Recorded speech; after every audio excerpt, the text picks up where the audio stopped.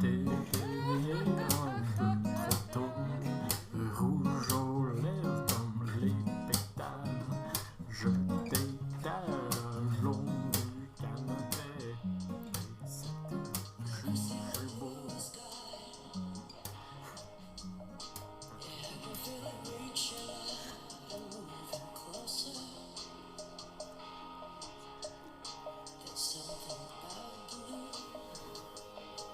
Welcome to Hurting Smoke. We're here together with you. With us. I'm Cluster McSneer. And I'm Alvin Princeton. Welcome once again. It's the retrospective episode. We welcome you. Why don't you welcome us into your ears? Thank you for clicking. Introduce us to your mind. And your mom. So, Cluster, tell me a bit about yourself. I'm what you'd call a pruner in the business. What does that consist of? Contrary to popular belief, I don't prune vegetation or hair. I make my digits prune. Digits is the technical term in the business for fingers. And an interesting fact about pruning is that if you put one hand in the liquid that you'd like to prune your fingers with, the other hand will also prune. So it's more of a holistic practice of getting the prune reaction from specific viscosities. And I specialize in blood pruning. So I've made a quite extensive career out of blood pruning. If you can think of basically any animal that creates blood, and some that don't, I've pruned in it. And I can tell you that coagulation steps in to interrupt a good 5 or 10 times out of 10. So if you're looking to get that big money like I am, I'm going to say that you're going to have to start small. Get a hot tub or a bathtub and try a bath bomb that has some red color in it. And that's how you can kind of get yourself normalized to the idea of a real prune. You should even throw some prunes in there because they're quite viscous when they're absorbed into liquids. So if I have any recommendations, clip your nails first because you don't want any of that mixing in with the blood. It just helps it coagulate. Back to you. Okay, cool. That's nice. I'm glad we know that. Do you know why the hands prune? Yeah. Okay, so I'm sure you all know what geckos are. Sure. Geckos are like really soft lizards. And no one really knows. Smile. They smile a lot. They have this weird cheesy smile.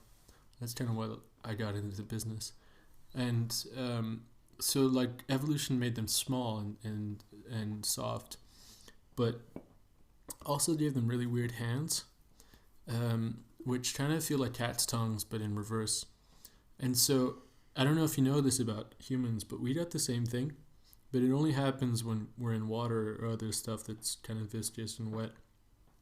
So the idea is that if you're trying to climb out of a rock quarry where you're drowning because your cousin pushed you in 1994 without any water wings, you could slip less on the rocks as you clamber out to try to push him in return. So just to let you know, if the pruning thing is something that's desired, if you're taking a 30-minute, 40-minute, 50-minute shower, a deep clean, keep going, because who knows if you fall after heat exhaustion, how much pruning you might need to get out of that shower. That's great. Yeah. Thank you. And so tell me, Elvin, what about you? I'm an anthropomorph taxidermist. Could you speak up? I'm an anthropomorph taxidermist. Could you keep it a bit quieter than that? Sure. I'm an anthropomorph taxidermist. That's perfect. Now, what exactly is the anthropomorphic part of taxidermy? Well, it's like normal taxidermy, only the client will often request that we stuff their animal kind of with a human vibe, I'm gonna say. How do you mean by vibe? Well, we dress them in clothes, we get them funky hairstyles, or funny hairstyles. And so they basically look just like animals that are standing on their back legs, or are they somehow different? They are, I like to think, humans trapped in an animal's body. Trapped on a piece of foam. Trapped on anything I trapped them on. And so what's the typical client of a anthropomorphic? Yeah, anthropomorphic triad taxidermist. Yes. What is your typical client, and how much do they have to invest in this process? Oh, not much. It's mostly a hobby for me. I really enjoy. So you do dressing. pro bono. Pro bono. Pro bono. I mostly enjoy dressing up animals as humans. Celebrities are my favourites. We often have requests for ferrets dressed as Elton John. That's probably the most popular. Do you ever get elks dressed as Elton John? Elkin John? It's never happened so far. Oh, it's okay. And what about Matt Damon as a rat? Do you ever have any rat Damons? We've done many rat Damons, yes. They normally become very popular when one of his new movies has come out. So you have Rat Martians, Saving Private Saving Private Ryan, as a rat. Can you take my job a little more seriously, please? I just have a hard time when you do such scientific, serious work as a prunologist, to see someone mutilating rat skins for perverse. Work is work, lady.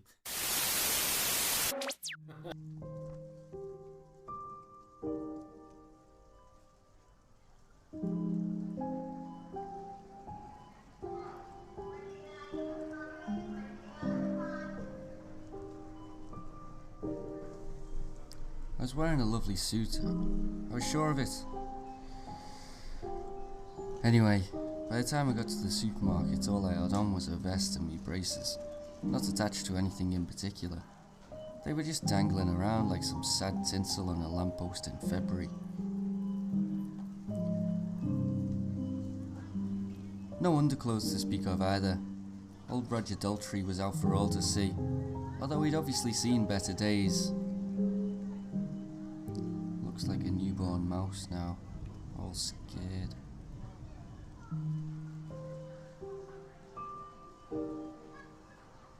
Anyway, I had no idea why I was even at the supermarket, but I thought I might as well not waste the trip. It was a little awkward whenever I had to fetch something off the bottom shelf. I'm sure the happy shoppers wouldn't have had much trouble imagining what Mr. Miyagi's sock looked like. That's all I can say about that.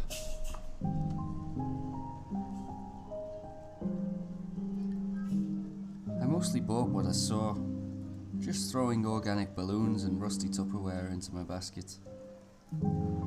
I also got one section of a garden fence, which I've no need for whatsoever.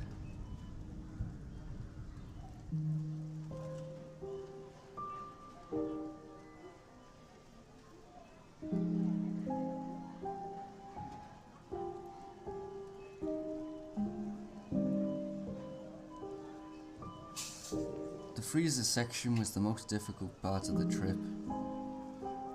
I'm only just over 4'9", so you can only imagine the horror on the poor children's faces when they're excitedly looking for ice cream and they get a face full of Gollum's ballsack, gasping for air as the rest of me teeters precariously over the glass cabinets.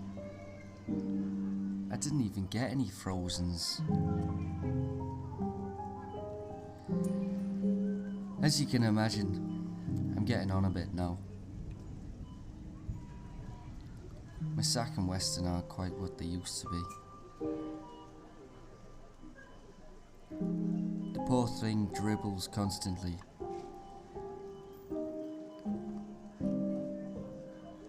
I don't get half enough fluids in me, so it runs out of me like a sick snail.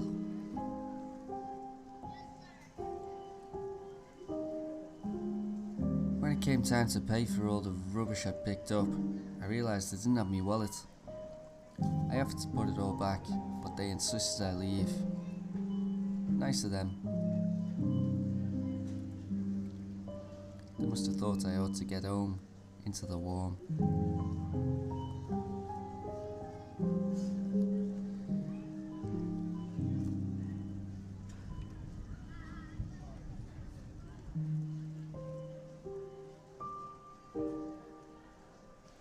The cashier offered to give me the fleece blankets I picked up, but I told her I've got two at home and that there were more essential items.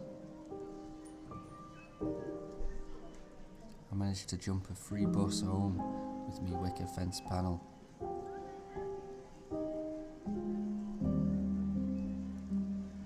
Yeah, lovely day that was.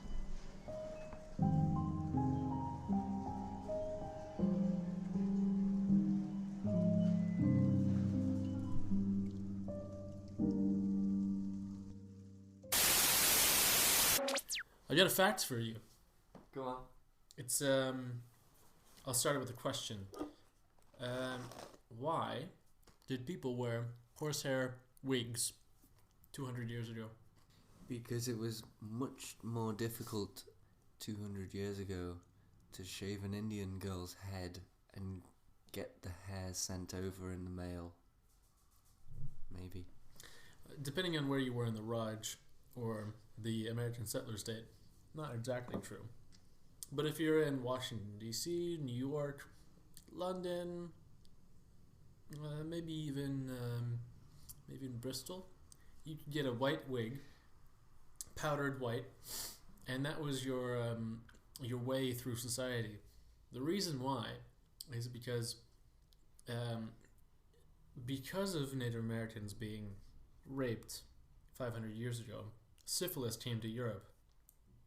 And through that, rich men who had a lot of power started getting syphilis. So you got it from Native Americans? Native Americans gave us syphilis. What? Yeah, it's one of the only diseases that came from the Americas. Thanksgiving, that's terrible. And so yeah, basically this Thanksgiving you can thank your local Native American for that weird cross-eyed look you get every once in a while. And your average European king started donning this white wig as a way of combating the hair loss that they would get from having severe uncontrollable syphilis. And it became trendy. It became trendy because the King of England and the King of France at the same time adopted a white wig, which made it the norm up until the American Revolution. He didn't have a key to the bike, no. But he was walking towards your bikes. Yeah, but he wasn't going to steal them. You still felt distinct danger of him potentially coming into the bikes. And yeah, because he has a beard, but the... Could he have lifted the seat up and made it unrideable? That's my biggest fear, is getting on my bike one day and just not being able to ride it because the seat's too high. It's an easy grift. It's a long-term one, though. You have to really follow the guy. Yeah. But you know that grifters do that too. They also do that to get a rise out of you. They also do that to try and make you taller. Uh-huh. And I've heard stories that they've put in new seat posts that are so high that people have ended up being 20 feet tall. Yeah. You know? I've heard... It's crazy. I can't believe that people are doing that. 20 feet tall, which is about like 2 meters high, right? Oh no, of course. Like That's I'm. 2 meters. It's no. It's not 2 meters. 2 meters is very high up. I don't know if you know, but like 2 meters is when you 20 feet. Yeah, you lose. So oxygen starts going off at like 1.5 meters high, and that's when you kind of lose balance with the atmosphere. The stratosphere, I think, is about 4 meters. Where are you getting your information? NASA. Ah. Trump's NASA has translated perfectly. They've sent it all out. Yeah. Okay. 4 meters high. You're almost to Mars. Fuck. Yeah. I mean, there's thousands of inches in a meter, so it's not something to be sneezed at. Yeah. Mm. And there's so many different measurements of 1 meter. Yeah. So, I mean, have you ever seen the French House of Common Measurements? it's huge. It's huge. Yeah. It's at least 2 meters wide. Marcus, how's it going? Pretty good. Pretty good, mate. Yeah? Johnny just told me that you got fired from Quicksavers. Mate, but what are you gonna do when you have to show up? I show up at 3 every day. Yeah. They tell me, Marcus, you're not pulling your weight around here, mate. And I said, I'm here 3 every day. And they say, yeah, but 9 a.m. is when you're supposed to show up, mate. And I think, yeah, but you can't do that, can you? In a real society, can you really tell someone to show up at 9 a.m.? What kind of hours 9 a.m.? It's not even the sun out, mate. I should be at home. And which is what I was doing at the time. And they said, yeah, but we've got like 3 or 4 check-in lines that are just empty because of you.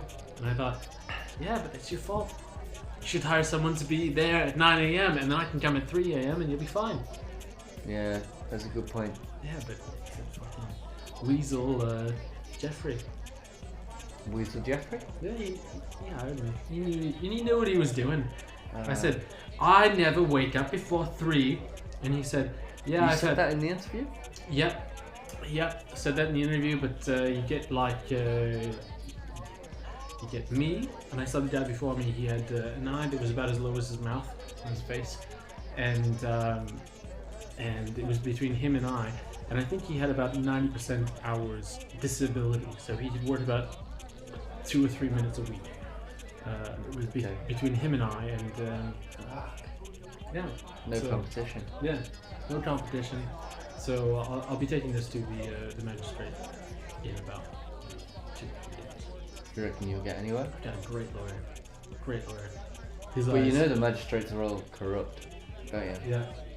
And let me tell you, the magistrate's eyes, same as the other guys. It was eye, mouth, eye. So I told myself, easy times. I'm gonna go in, say it's either 2 minutes, a month, or me. And the magistrate, I think he Or she was on my side because she blinked. It was more of a blink, mouth, blink kind of situation. hard to tell if it was Yeah. a wink or a It was a wave, maybe. Like a stadium wave. slow stroke. Slow stroke, yeah. And so we'll see this weekend for the magistrates. I mean, maybe you have one thing led to another, and if you don't know, like me stood here, you wouldn't even know what I'm saying. I can look like this, you can look like that. Everyone knows what's what. The other thing I need to say is that I need more money. What could be? Sweat started to crowd around my eyebrows and sideys as the 2 policemen started quizzing me in the underground car park in Northampton. It's I couldn't properly hear them over the loud hum blasted out to stop loiterers. Northampton's biggest underground park and ride was famous for 3 things: cottaging, hustling antique teapots, and vehicle storage.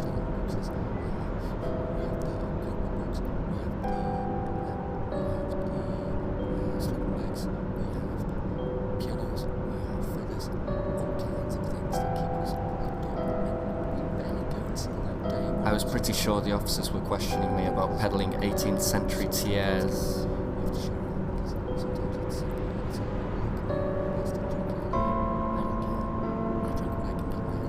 whole time we stood there, one of them seemed very agitated. He kept rubbing his nose and blinking very hard. Then he would suddenly open his eyes really wide. His mouth would follow. A faint sound of came out each time. I thought I was safe since I had hidden my wares under a Volvo. My story was solid too. I was going to tell them I was just looking for my car. There was some sort of commotion, and I saw another plainclothes detective by the Volvo estate. I was fucked. I gave the signal to the other street vendors. Police are here. With that, I pulled my hands out of my pockets and clapped them together at head height in front of the alarmed officers stood before me. The talcum powder I keep in my pockets formed a huge cloud, and I blew it into their eyes. Then I took flight. I knew they would figure out it was my stash because of the brass photo frames. I always put photos of me in them. I found a Ford Focus, famously the best car to hide under, and it was a sea green colour. Bonus.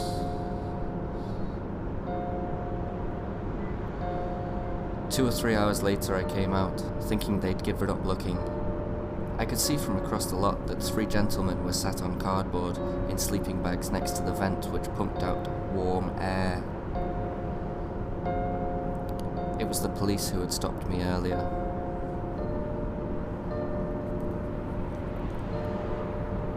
They were drinking cheap wine from plastic bottles and laughing. The twitchy one had decanted his Pruno into one of my teapots and was pouring it at arm's length onto his face. It then occurred to me that they weren't police officers at all. They weren't questioning me, and they had outsmarted me once again.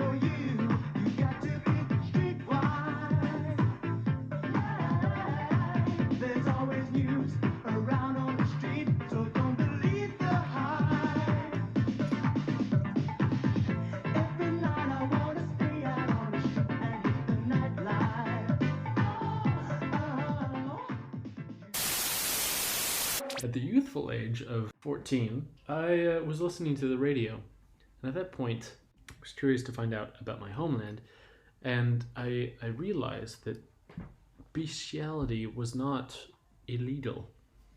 In Washington? In Washington State, in the northwestern corner of America. I remember watching a movie, Zoo. Which this is the main focus of the movie Zoo. Zoolander. No. Zoolander is a different movie. Zoolandro, which is so okay. If you know nothing about my corner of the world, it's very gray. Gray. And pets are quite important because they supply a sort of unbridled energy that humans can't supply because of seasonal affective disorder. And they tend to eat the pet food. So if you have an abundance of pet food, they'll take care of it. Exactly, because pate is one of those things that's either goes to mom or it goes to Ralph. The meat spread. The meat spread, yeah, the spread that you put on meat. The meat's bread? Yeah, it's like a spreaded meat that you put on bread. But I don't know if you know that bestiality was legal in Algeria in 1966. Yeah, I knew that. What do you think happened before that? Well, I think there was some kind of incredible romance between one pig and another pig of some kind. And there was maybe a movie made about it in 1966, which really changed everybody's ideas because they looked at each other and you could tell it was love. And they were not. Even while they were making animals. love, there was no remorse. Do you know what the penalty was, though? For the legal lovemaking? Yeah. Or illegal? For the lovemaking, it was... You got a penalty even if it was legal? It was a maximum of 3 years in prison and a fine of 10,000 Algerian dinars. But you just said it was legal. It was illegal. It was illegal after 66, and then you incurred 3 years in prison and 10,000 Algerian dinars or dinars. Penetration legislation, which is one of the most horrifying concepts I've ever heard of. Yeah, I like that.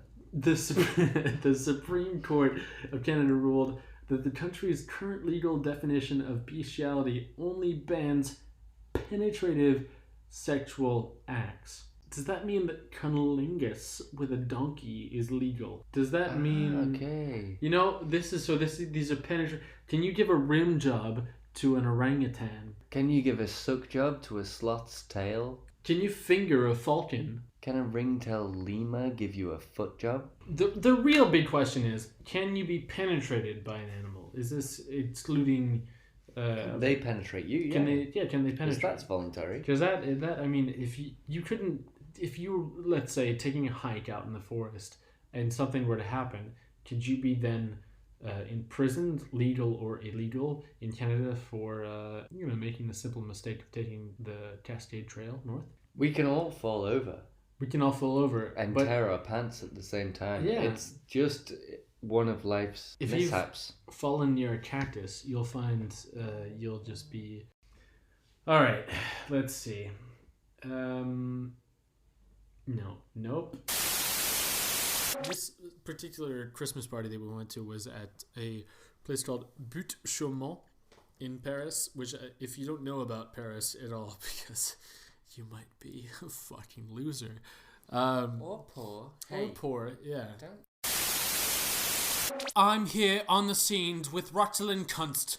Tell me, Rotalind, what have you seen today? I haven't seen very much, but I know that my neighbour has apparently perished. I would have loved to say thank you very much, John Hunter, for the Christmas pie that you gave me the last year.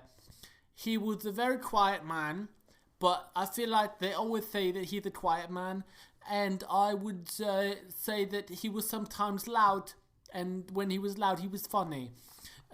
So here's to next year when we'll all think of you, John Hunter. Thank you very much, Linsleydale. You will be mentioned at 4 p.m. Now we're here in the crime scene with a few of the associates of John Hunter. Yes, I'm Mark Moore. I was a neighbour of John Hunter. Basically, I knew nothing about him. He didn't really talk to me. He didn't talk to anybody. Most people talk to me because I'm probably the most involved in the neighbourhood watch programme in the street. But John Hunter didn't really seem to care to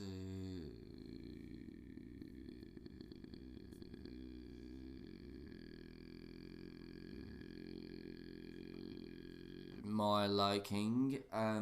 Anyway, we managed to break into John Hunter's house. It was quite simple, wasn't it?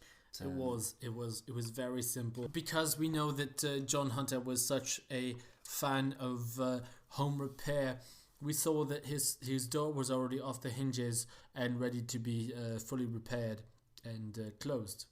Yeah, as you can see just here, The hinge is completely broken, and You'd never say that he was a man who was off his hinges, but he at that time took his door off his clearly, hinge. yeah, he had actually taken literally his doors off the hinges, so by force as well. So By force, and the splinters show at what point he was into his hobby. And as we enter his salon, we see on the wall that he had started to paint at least the western half of his salon.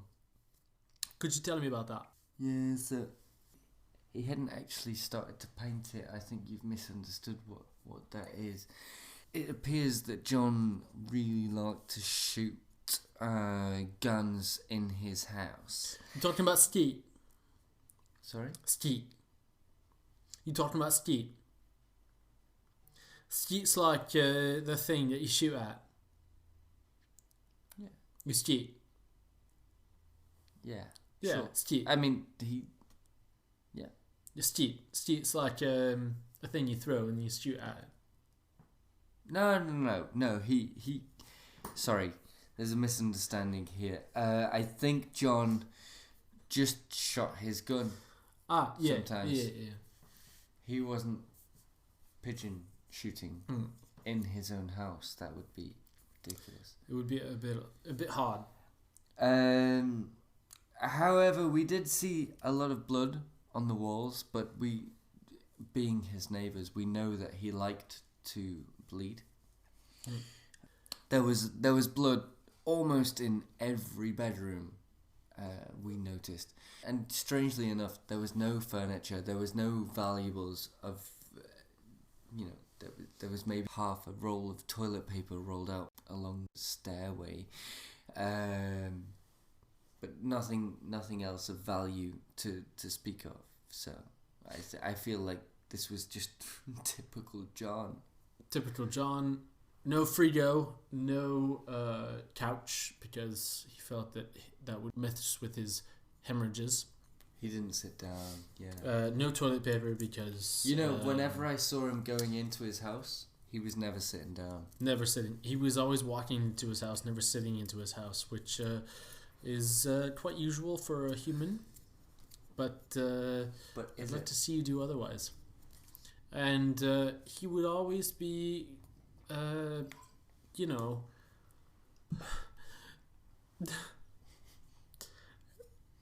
he'd always be pouring water in it. It's okay. A glass, did drink from it. He was always. He drank water, yeah. Did drink a lot of it. About 4 or 8 cups a day as provided by the FDA. He drank a lot of that water. Oh, I'm sorry. I'm so sorry.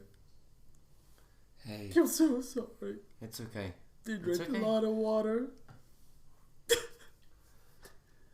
You remember when his friend Dan Smithson came over? Yeah. He drank so much water as well. Yeah, he drank a lot of water. He drank a lot of water. But that's how we all were. He came to clean up. He was very thorough about one certain area. Yeah. About one certain area. And he had this magical way with chopsticks. He could pick a bullet out of a wall. Yeah. Like it was a bug out of his own Butthole. fried rice butthole. And he didn't say much. He just said, "Hi, I'm Dan Smithson. Bye." And he kept That was saying, about it. I'm Dan Smithson. Dan Smithson. With a very strong accent, but I couldn't tell the accent. Yeah, it was just strong. It was bondage. I'm Dan Smithson. I'm Dan Smithson. I have killed nobody. Hello. Yeah, he said that every time. Which is catchphrases are not unknown to us. And anyway, it's difficult to even. If you could see the funeral, you. I tried to look him up on Facebook. No. There's just too many of them. He doesn't have it. Facebook. I tried to enter interest. No one. Dan Smithson didn't come up with anything. Typical. But we went to the police with our findings. House completely clear, no evidence of any foul play. Friend dead. That's what we told the police, and they said, "Yeah, all right. Sounds pretty okay." Friend dead. Yeah, Happens all the time. I mean, Dead friend. we did ask Dan what John was like, but he was too shy. Well, he was told too us, shy. But he was clearly too emotional. I think it was too True. soon. It was too soon for him. he was a bit closed off. to talk about. Same time, he told us Dan was quite histrionic all the time, which we can agree with. But Sure. he told us Dan was always like, "Don't kill me!" Yeah, apparently that was one of John's favourite lines. Oh my god! You gotta stop trying to kill me! Stop doing that! I'm gonna bleed to death, man. Oh yeah. Only a best Like friend we're can gonna do that. believe you, John. Yeah. You bleed all over the place. God, You're damn it. bleeding. That's what he told us, Dan. And Dan was a very charming guy. He did, he seemed like he would tell the truth. But then they got to nowhere. I just seen a dead rat in the toilet! I just seen a dead rat in the toilet. I don't want to say it because I think the CIA are looking at me because they know I'm smart. And who else would look at a smart guy besides the US government?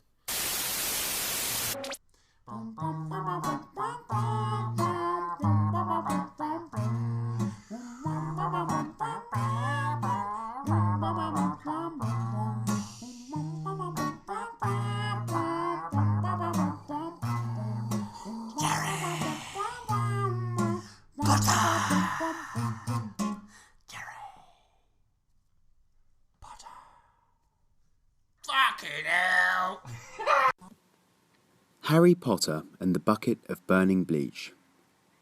Chapter 1. Gary's head was hurting. It was 3:30 p.m, and the nasty sting on his lightning bolt scar caused him to stir uncomfortably in his bed. The light in his basement flat didn't help. The winter fog, which had been swirling around London all day, meant that his flat had been in the dark for most of the afternoon. He rubbed his head slowly and moaned as the sting got worse as he turned over. "Fucking hell," he muttered as he slowly opened his bloodshot eyes. Then, all of a sudden, "Fucking hell!" His eyes burst wide open as they caught sight of the clock on the bedside table. Scrambling to his feet, Gary looked around his dimly lit flat for his clothes. After hurriedly putting on his jeans, t-shirt and hooded top, he opened his doors and sprinted up the paved steps towards the bus stop. "Oh no, not again, not again," Gary repeated over and over, with his head in his hands as he waited for the bus. His scar was now pounding his forehead as his hangover worsened. After 30 minutes, his bus arrived at the gates of Dogwarts Primary School, and Gary sprinted through the concrete entrance towards the classrooms for Year 6.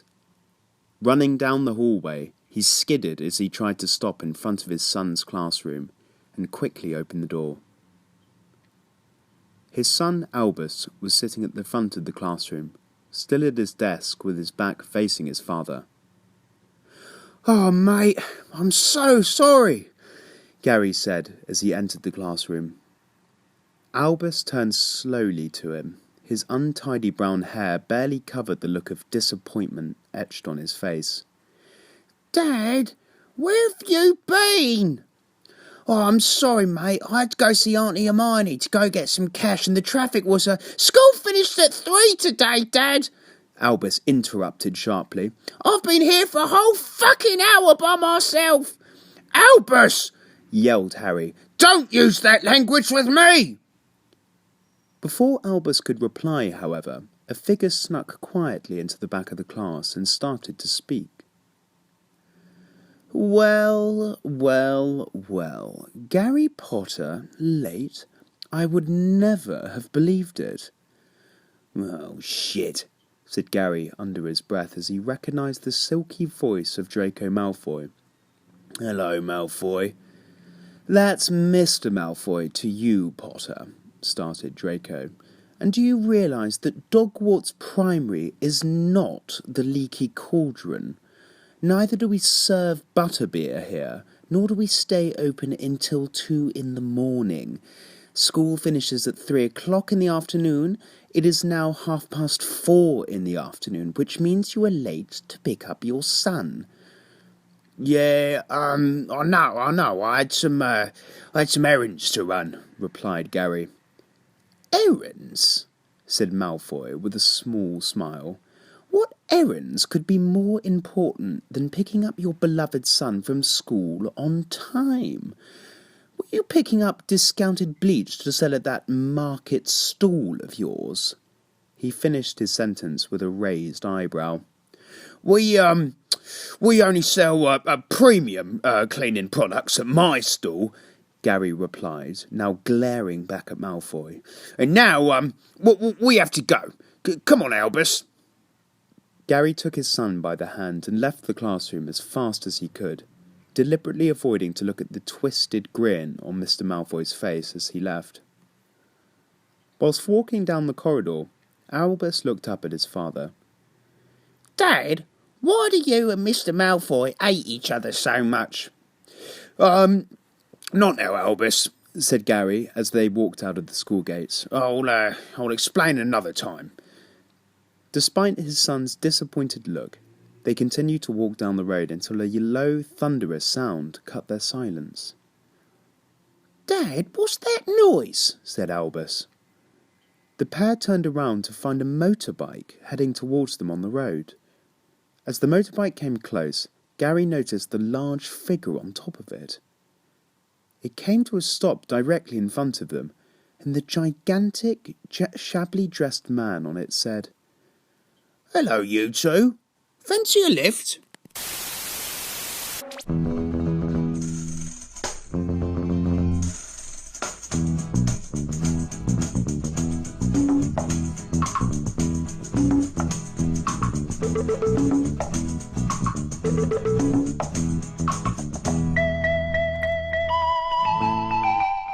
Well, there it was, episode 2 of Like Herding Smoke.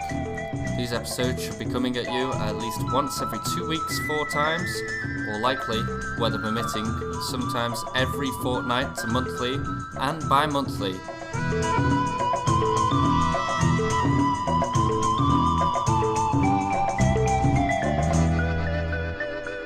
Please remember, strict dress code optional.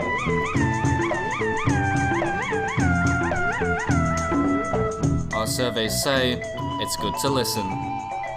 Goodbye from us.